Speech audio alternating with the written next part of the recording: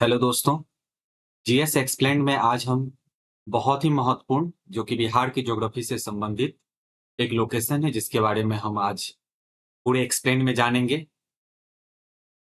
ये जो लोकेशन है जिसका नाम है सप्तपर्णी गुफा। इसके लोकेशन को हम जानेंगे ये कहाँ पे है। इसका नाम जिस पेड़ के नाम के ऊपर में रखा गया है, जैसे कि हम यहाँ पर नाम देख सकते हैं, एल एस्कोलोरसी,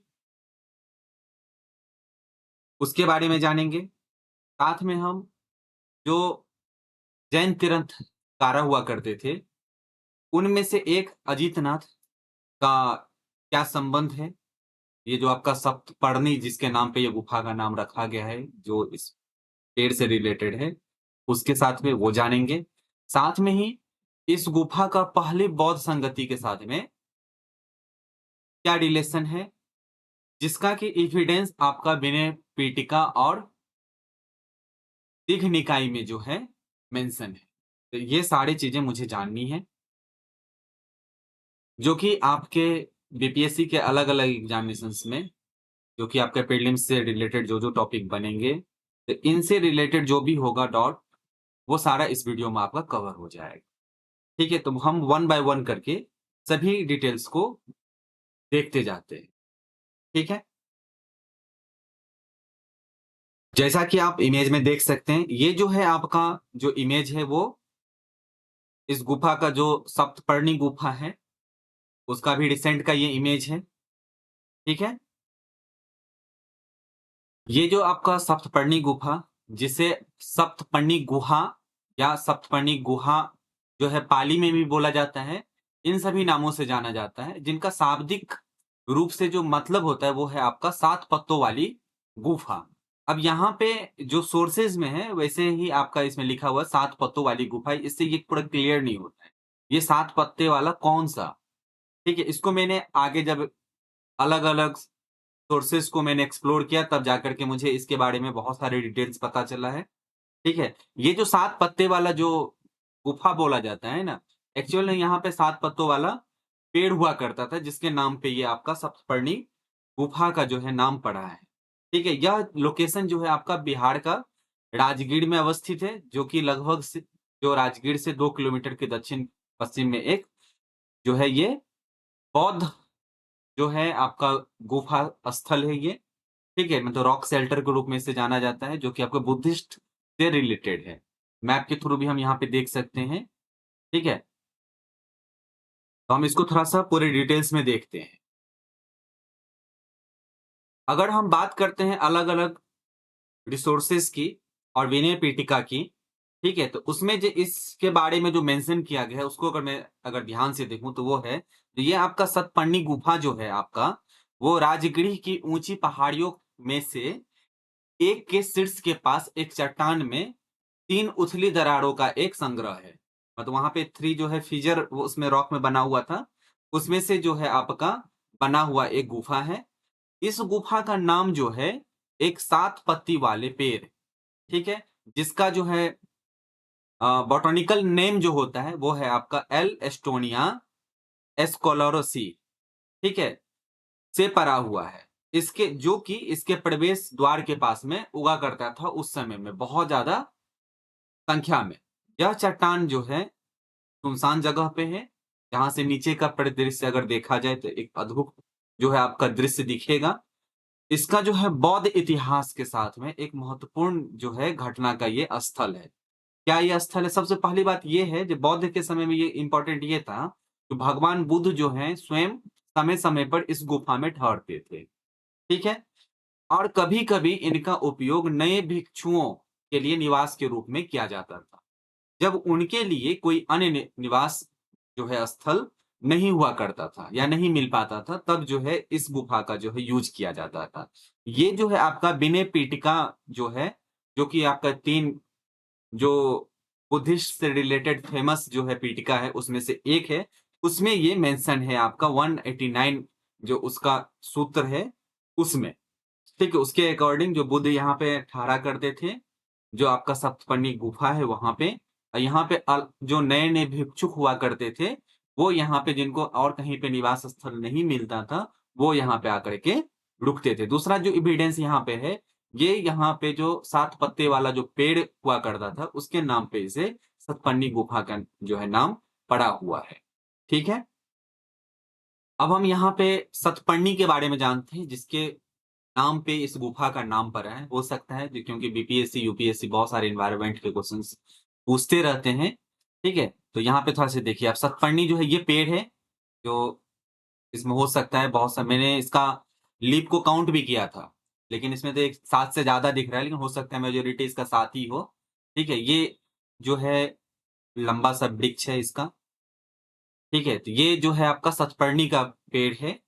ठीक है? ये आपका जो सतपन्नी है, इसको एलेस्टोनिया एस्केलारिडिस, जिसे मतलब स्कॉलरिस का मतलब हो गया विद्वान, जिसे आम तौर पे ब्लैक बोर्ड टी भी बोला जाता है। ठीक है? ये ब्लैक बोर्ड टी क्यों बोला जाता है, ये भी हम थोड़ा-सा जानेंगे आगे जाकर के।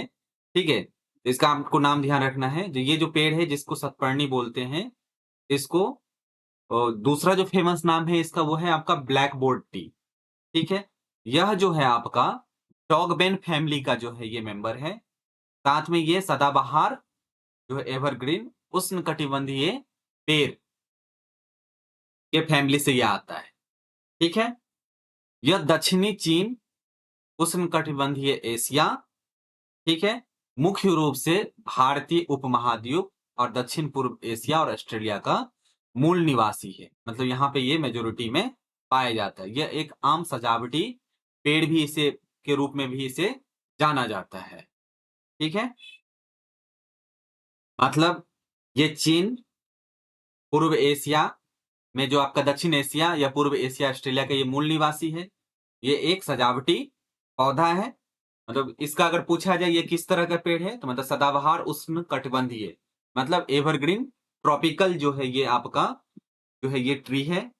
यह साथ में ये एक जहरीला पौधा होता है ये, लेकिन पारंपरिक रूप से इसे असंख्य बीमारियों और शिकायतों में इसका उपयोग किया जाता है। भारत में इस पौधे का जो आपका ब्लैक बोटी है, इसका नाम सप्तपर्णी कहा गया है, जो कि आपको ध्यान पे रखना है। इसी सप्तपर्णी पेड़ के नाम पे सप्तपर्णी गुफा पड़ा है नाम। ठीक है? इसका संबंध जो है इस पेड़ का, वह दूसरे जैन तीर्थकर जिनका नाम अजीतनाथ हुआ करता है, मतलब हुआ करता है। ठीक है? उनका ये पवित्र वृक्ष भी है। तो आपको ये भी आपको पता होना चाहिए। एक तो सप्त पढ़नी जो है इसके बुद्धिस्ट से भी रिलेटेड हो गया। दूसरा जो आपका जैन तीर्थकर थे अजीतनाथ, उनका भी इस पेड़ का के साथ में संबंध है, उनका ये पवित्र वृक्ष है। ठीक है? साथ में यह एक चिकना पेड़ होता है जो कि आपका आमतौर पे 40 मीटर तक की ऊँचा हो सकता है ये। ठीक है? इसका जो ब्लैक बोर्ड टी भी बोलते हैं, इसमें एक और जो इसका मेन इम्पोर्टेंस ये है, जो इसका मुख्यतः जो यूज़ किया जाता है, वो है आपका पेंसिल के निर्माण के लिए। ठीक है? इसकी लकड़ी की सिफ़ारिश की गई है क्योंकि यह प्राकृतिक में उपयुक्त है और यह पेड़ जो है तेज़ी के साथ में बढ़ता है और खेती करना भी आसान है। इस लकड़ी का जो पहले एक और यूज़ हुआ करता था जो कि श्रीलंका में, क्योंकि यहाँ पे भी ये बहुत ज़्यादा ये पाया जाता है पेड़।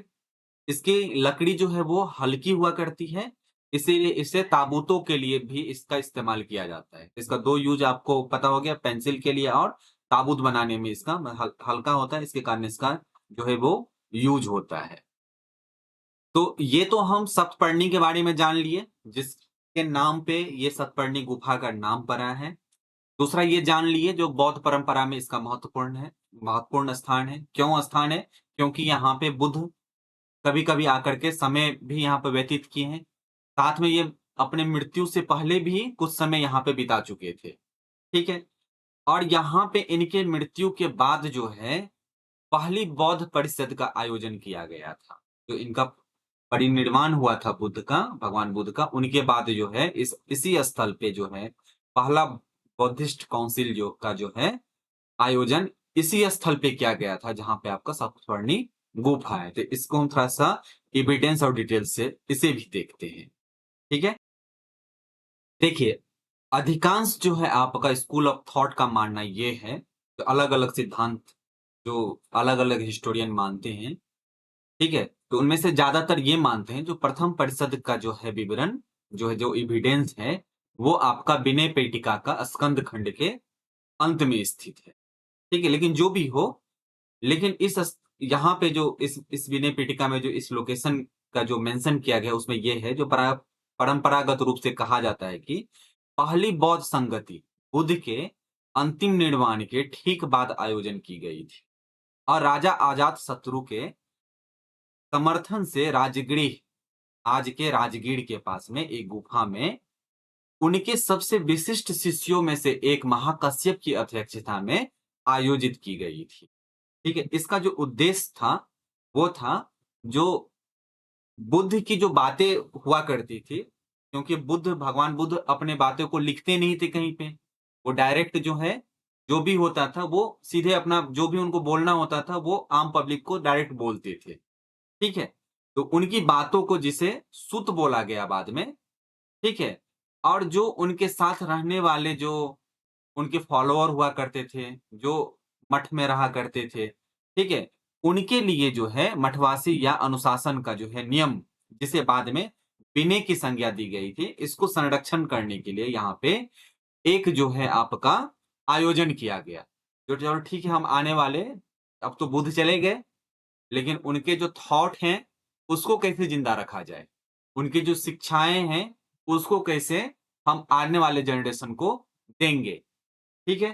तो एक तो ये हो गया सवाल। दूसरी बात, अगर कोई भी बौद्ध धर्म को मानता है आने वाले समय में, तो बुद्ध के हिसाब से या अभी के जो भी कल्चर के हिसाब से, तो कुछ तो रूल बुक होना चाहिए, ठीक है? जिस रूल बुक को जो बुद्ध के धर्म को मानने वाला, बौद्ध धर्म को मानने वाला होगा या जो मठ में रहने वाले लोग होंगे, ठीक है? उसके लिए क्या रूल होना चाहिए? इसके लिए 2 बातें हो गई। एक जो बुद्ध जो बात बोलते थे उसको बोला गया सूत्र, ठीक है? जो रूल बना, जो मठ में रहने वाले बौद्ध भिक्षुक वगैरह पे जो रूल लगेगा, वो हो गया आपका विनय। इसी 2 नाम पे सूत पिटका और विनय पिटका का जो है निर्माण हुआ था। इसको थोड़ा-सा और हम थोड़ा-सा डिटेल्स में देखते हैं। तो यहाँ पे तो हम लोग ये समझ गए, जो अनुशासन होगा या नियम होगा उसको विनय बोलेंगे और जो बुद्ध की बातें हुआ करते हैं, जो वो उन्होंने बोला था वो सुत उसे बोला जाएगा। लेकिन अब यहाँ पे समस्या ये था जो आयोजन किया गया था, जो महाकश्यप के अध्यक्षता के अंतर्गत में, तो दूसरा चैलेंज ये था, तो ये सुत के बारे में बताएगा कौन? ये विनय के बारे में लिखेगा कौन? तो इसके लिए जो आपका जो मंडली बना हुआ था बहुत सारे बौद्ध भिक्षुओं का, उस परिषद में से 2 व्यक्तियों को चुना गया, जिसमें से एक का नाम था आनंद, जो कि बुद्ध के चचेरे भाई थे।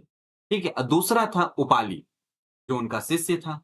इन दोनों को इस काम के लिए नियुक्त किया गया। जैसे कि आपको पहले ही मैंने बताया है, जो बुद्ध जो थे वो जो भी उनको बोलना होता था, वो अपने भाषा में जो पाली भाषा हुआ करता है या लोकल लैंग्वेज जो भी था, उसमें वो सिर्फ़ बोलते थे।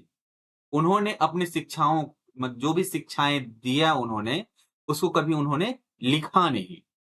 ठीक है? अगर हम इसमें थोड़ा-सा और एविडेंस को अगर खोजें, तो एक महावस्तु में एक एविडेंस इसमें मिला हुआ है, जिसमें ये मेंशन किया गया था। तो ये जो आपका जो मैंने बताया है सतपन्नी गुफा का महत्व के बारे में, ठीक है?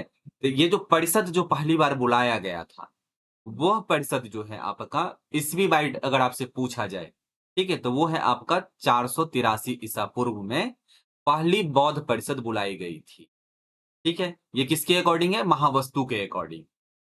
ठीक है? तो बुद्ध के अंतिम निर्वाण के 3 महीने के बाद में 500 अरहंत जो बौद्ध भिक्षुक हुआ करते उसको अरहंत बोला जाता था। यहाँ धम्म और विनय का पाठ करने के लिए एकत्र हुए थे। ये एविडेंस आपका महावस्तु का है। ठीक है? जिसका जो है आपका अध्यक्ष जो थे वो महाकश्यप थे, जिनके सुझाव पे ही परिषद जो है भैरव पर्वत की उत्तरी ढलान पर, ये आपसे पूछा जाए अगर सतपन्नी नामक गुफा किस पर्वत पे है तो वो है आपका भैरव पर्वत, जो इस बुक के अकॉर्डिंग मेंशन है। ठीक है? वहां पे जो है इसका आयोजन किया जाए। ये आपका एविडेंस हो गया। ठीक है? तो जब महाकश्यप के आदेश पे सतपन्नी गुफा में बैठक का आयोजन हो गया और ये भी नियुक्त हो गया जो सूत का पाठ कौन करेगा और विनय के बारे में कौन करेगा, मतलब कौन इसके बारे में लिखेगा। मतलब आनंद और उपाली का भी नियुक्ति हो गया, सभी लोग सहमत हो गए। तो फिर आनंद ने क्या किया, उन्होंने अपनी स्मृति से, क्योंकि आनंद ही ऐसे व्यक्ति थे, उन सभी जितने भी बौद्ध भिक्षुक हुआ थे उस समय में, जो वो सबसे क्लोज थे बुद्धा का, ठीक है। और नॉर्दर्न इंडिया में जहां-जहां पे भी बुद्धा गए थे, तो मैक्सिमम जगह ये उनके साथ ही रहे हैं।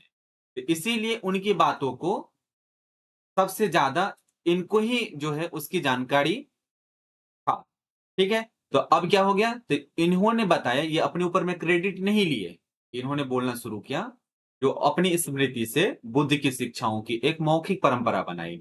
उन्होंने बताया अपनी प्रस्तावना में, वो हर लाइन बोलने से पहले जो भी सूत्र का निर्माण हो मतलब लिखा गया, उसमें से जो अपना क्रेडिट अपने ऊपर में ना लेकर के उन्होंने बोला इसे, जो मैं एक अवसर पर ऐसा सुना है, इस तरह से स्टेटमेंट करके उन्होंने ये जो-जो उनको अपने स्मरण में बुद्धा का बताया गया पाठ था, जो उनका उपदेश था, सारे को उन्होंने सूत्र में जो है डिक्टेट किया। ठीक है? दूसरा जो कार्यभार था, जो उस समय में जो मठ हुआ करता था, उसका देख-रेख सबसे ज़्यादा जो है उस समय में उपाली किया करते थे। तो उपाली को ही यह भार दिया गया, जो विनय मतलब अनुशासन या जो भिक्षुआ हुआ करते थे, उनके लिए नियम सुनने का श्रेय दिया गया। ठीक है? अब यहाँ पे 2 चीज़ें हैं, ये जो मेंशन कहाँ पे है, ये परंपरा का जो मेंशन है वो विनय पिटका में मेंशन है और दीघ निकाय में मेंशन है। जहाँ पे ये सारे जो-जो इसमें डिस्कस किया गया था, वो सारा यहाँ पे एविडेंस मिलेगा। हम थोड़ा-सा विनय पिटका के ऊपर में भी थोड़ा-सा फोकस करेंगे और दीघ निकाय के बारे में भी थोड़ा-सा इसी वीडियो में हम थोड़ा-सा जान लेंगे, जो कि हमारे एग्ज़ामिनेशंस के पॉइंट ऑफ व्यू से इम्पोर्टेंट, ठीक है? एक और महत्वपूर्ण बात यह है कि जैसे देखिए, पहला आयोजन राजगृह में हुआ था, सातवाहनी की गुफा में, ठीक है? ऐसे ही आपका दूसरा आयोजन वैशाली में हुआ, तीसरा आपका पाटलिपुत्रा में हुआ, ठीक है? तो अब यहाँ पे एक क्वेश्चन आता है, जो राजगृह के लिए ही ये परिषद सुझाव क्यों दिया? दूसरी जगह पे क्यों नहीं? अगर इस क्वेश्चन का आप अगर आंसर निकाल पाएँगे, तो आपको सारा याद रहेगा हमेशा, ठीक है? अब देखो, राजगृह जो हुआ करता था, उस समय में जो मगध डायनेस्टी का जो पावर हाउस था, जो जहाँ से वो रूल होता था, वो राजगृह था। तो ऑब्वियस है, जहाँ पे राजा रहेगा, वही जो है सबसे बड़ा आकार का शहर होगा उस समय में। इसीलिए पहला जो आयोजन हुआ था, तो उस आयोजन में बहुत सारे बौद्ध भिक्षुक आए होंगे। उनको खाने का, उनको रहने का, उनके भोजन को उपलब्ध कराने का, सभी का व्यवस्था और कोई दूसरा जगह या शहर कर ही नहीं सकता था। इसीलिए राजगृह को चुना गया। ऐसे ही जब वैशाली में हुआ था, उस समय में कालाशोक जो है, वो वहाँ पे राजा था, वहाँ पे जो है वैशाली में उसकी राजधानी थी। उस समय में वैशाली से ज़्यादा डेवलप वाला कोई भी दूसरा लोकेशन नहीं था। ऐसे ही जब अशोका के समय में तृतीय हुआ था, तो उस समय में पाटलिपुत्रा सबसे समृद्ध शहर हुआ करता था। ठीक है? ऐसे ही कनिष्क के टाइम में जो है आपका कश्मीर में, तो जो जब जहाँ जो राजा करेगा, तो राजा जहाँ पे रहेगा, वहाँ का ही शहर सबसे ज़्यादा बड़ा होगा, जो इतने ज़्यादा जो श्रद्धालु या भिक्षुओं वहाँ पे पहुँचेंगे, उसके लिए रहने का, भोजन का पर्याप्त प्रबंध वो कर पाएगा। ठीक है? तो उस समय में आपसे ये भी पूछा जा सकता है, राजा कौन था? ठीक है? तो उस समय में जो राजा है, वो है आपका अजातशत्रु। ठीक है? तो अजातशत्रु विभूति भी थे। इसीलिए महावंश में ये कहा भी गया है कि परिषद की तैयारी के लिए जब ये सतपर्णी गुफा के जो प्रवेश द्वार पे इन्होंने क्या किया, जो आपका भैरवा चट्टान के किनारे एक शानदार हॉल का जो है निर्माण करवाया था। ठीक है? यहाँ पे देव के सभा के भवन जैसा जो है, भवन का निर्माण हुआ वहाँ पे। ठीक है? इसे हर तरह से सजाया गया था। उन्हें भिक्षुओं की संख्या के अनुसार कीमती कालीन बिछाए गए थे। ठीक है? महाकश्यप ने उपाली से, साथ में ये आपका जो लाइन अभी जो मैं आपको बताने जा रहा हूँ, वो विनय पिटका का है। उसमें मेंशन किया गया है, जो महाकश्यप जो कि आपका उसका अध्यक्ष थे, ठीक है? ने उपाली से मठवासी अनुशासन के नियमों, ठीक है? जैसे कि मैंने आपको बताया, विनय का जो रचना है किसने किया? विनय पिटका का वो है उपाली। उनका काम क्या था? अनुशासन के लिए नियम बनाना, ठीक है। और आनंद से प्रवचन में प्रश्न पूछे गए। उनसे वो क्या करते थे? क्वेश्चन पूछते थे। जिस क्वेश्चन का आंसर वो जो बोलते थे, उस आंसर को क्वेश्चन आंसर की तरह उसमें मेंशन किया गया। तो उपाली का संबंध हो गया विनय पीठिका से, ठीक है। और सूत पीठिका से हो गया आपका आनंद का। आनंद ने क्या बताया? तो आनंद से जो प्रवचन होता था उसमें बुद्ध जो बोलते थे पहले अपने प्रवचनों में, उसको उसमें मेंशन किया गया। जब यह समाप्त हो गया था, तो पूरी सभा जो है वो धम्म और अनुशासन का एक साथ जप किया था। तो ये आपका विनय पीठिका में मेंशन है, ठीक है।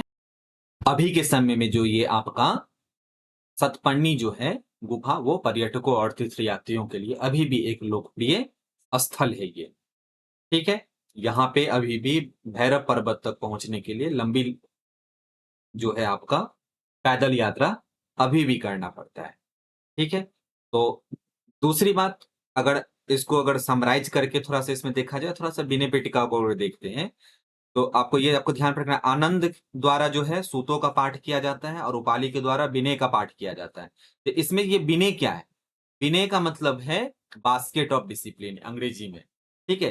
त्रिपिटक जो है आपका 3 भागों में से पहला है, ठीक है, जो कि आपका थेरवाद बौद्ध धर्म के शास्त्र का जो है एक निश्चित विहित संग्रह है। थेरवाद बौद्ध धर्म का मतलब जो आपका जो बौद्ध जिस परंपरा को मानते थे, ठीक है, उसको जो है थेरवाद बौद्ध धर्म का जो है संप्रदाय माना गया था। जो मूलभूत बौद्ध धर्म जिसे बोला जाता है, जिसमें कोई चेंजिंग नहीं। जैसे कि आप बाद में जाकर के अलग-अलग जो है महायान, हीनायान, इस सब बारे में बाद में जब हम डिस्कस करेंगे, जब इसके बारे में डिटेल्स में मैं बुद्धा के ऊपर में वीडियो बनाएँगे हम, तो उसमें तब आप देखोगे, ठीक है? जो आपका मेन जो कोर थीम था बुद्धिज़्म का, जो सबसे ओल्डेस्ट फॉर्म ऑफ जो बुद्धिज़्म था, वो है आपका थेरवाद। ये मूल बुद्धिक मतलब बौद्धिस्ट धर्म का ये मूल जो है ब्रांच है, ठीक है? इस ब्रांच का जो है आपका जो भी सिद्धांत है, जो भी आपका शास्त्र है, वो आपका 3 त्रिपिटक में जो है संग्रहित है। उस त्रिपिटक में से जो पहला पार्ट होता है, वो है आपका विनय पिटक, ठीक है? जिसे बास्केट ऑफ डिसिप्लिन बोला जाता है।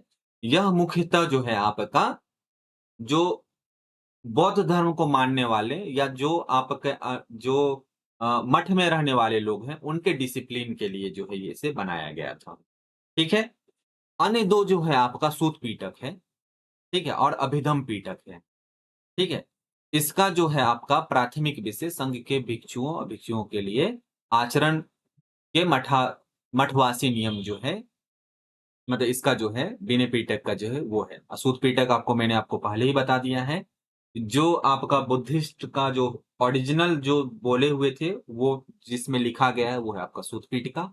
और अभिधम पिटका हो गया जो जो अदर अदर लोगों का जो उसपे फिलॉसफी है, वो फिलॉसफिकल पार्ट जो बुद्ध ये बोलना चाहते थे, अलग-अलग जो बौद्ध भिक्षुक हुए या उसके बाद के स्कॉलर हुए, ठीक है? उन्होंने बौद्ध धर्म के ऊपर में क्या बताया, बुद्ध के बारे में जो विश्लेषण किया था, ठीक है? तो वो आपका अभिधम पिटक में जो है मेंशन है, ठीक है? थोड़ा-सा हम दिग्घ निकाय के बारे में भी जान लेते हैं, क्योंकि ये आपका सप्तपर्णी गुफा का मेंशन इसमें भी है और विनय पिटक में भी है। ठीक है? तो ये दिग्घ निकाय क्या है? क्यों ये इस दोनों में है?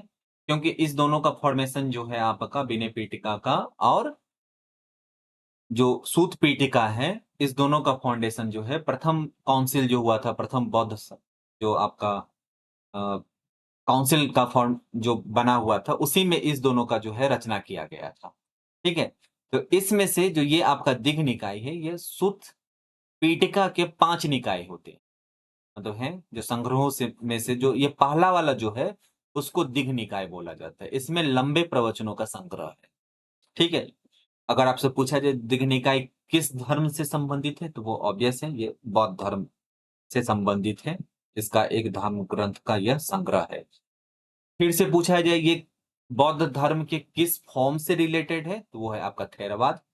ये आपका तीनों पिटका थेरवाद से ही रिलेटेड है, ठीक है? इसकी भाषा कौन-सी है? तो ये है पाली, ठीक है? पाली में जो है आपके त्रिपिटक की रचना की गई थी, जिसे 3 कटोरियों में से एक माना जाता है। ठीक है, ये सूत पिटक का पार्ट है। ठीक है, अब हम जानते हैं ये सूत पिटक के जो 5 जो है निकाय कौन-कौन से हैं, मतलब 5 संग्रह कौन-कौन सा है? तो सूत पिटक में जो सबसे बड़ा लंब प्रवचनों का जो निकाय है उसे दीघ निकाय बोला जाता है।